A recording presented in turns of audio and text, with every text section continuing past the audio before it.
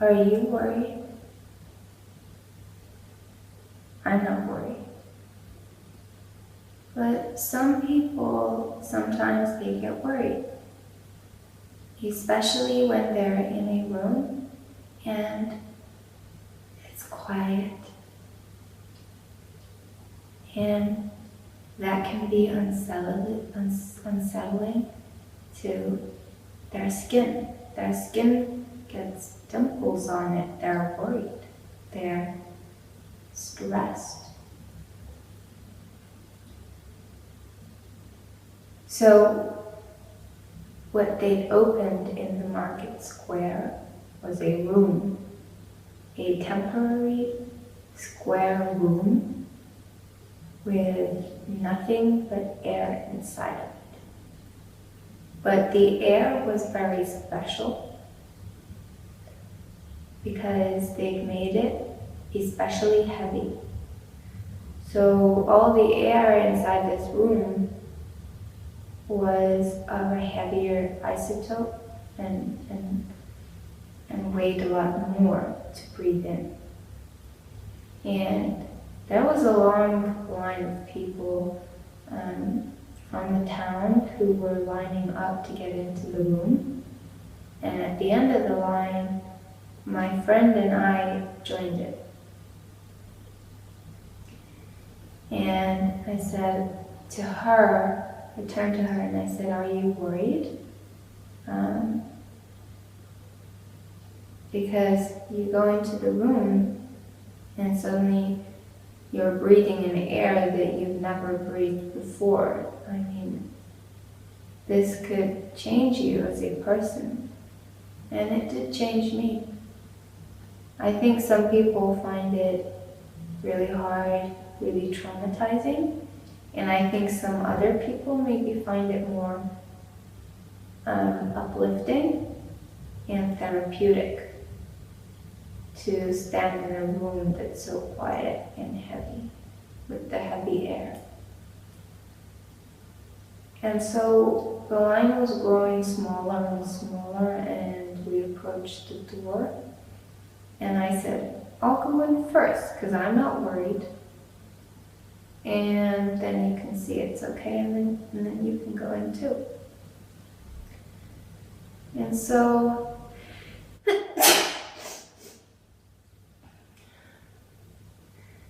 I went into the room and I stood alone and breathed in the air.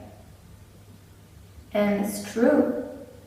You start to feel like you're made of something else, not flesh and bones, but like you have a golden river running through you inside your body instead of blood, something heavier, something like a metal river. And it's like somebody put a hose in my mouth and washed everything out, and soon I was saying things in the quiet room that I wish I didn't say. They burned my ears. And I was horrified by the things that I could say with my own voice in a room where nobody could hear me. And I went out. My time was up. It was 5 minutes maximum you could spend inside. If you asked for more time and booked in advance, you could have an hour session inside this room. But we had not. We had just stumbled in spontaneously. Then my friend went inside. And after 5 minutes, she came back out, looking quite distressed. And then we had coffee. And she turned to me and she said, "This is really shaking me up. I don't know how I'm going to deal with this. And you know, it's ruined my day." She wasn't feeling great.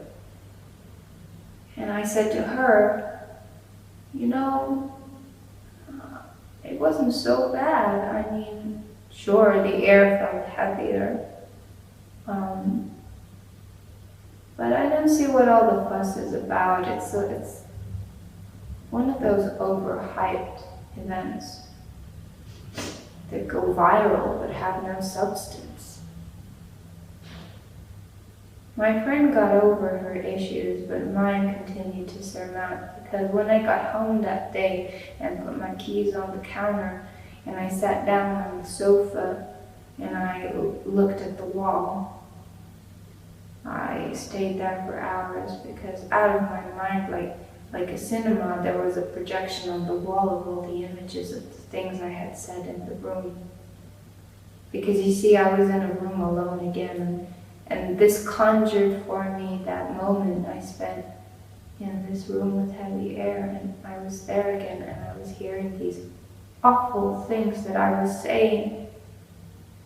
And now whenever I'm alone in a room by myself, I start spitting venom, and, well, the event became quite traumatizing in retrospect.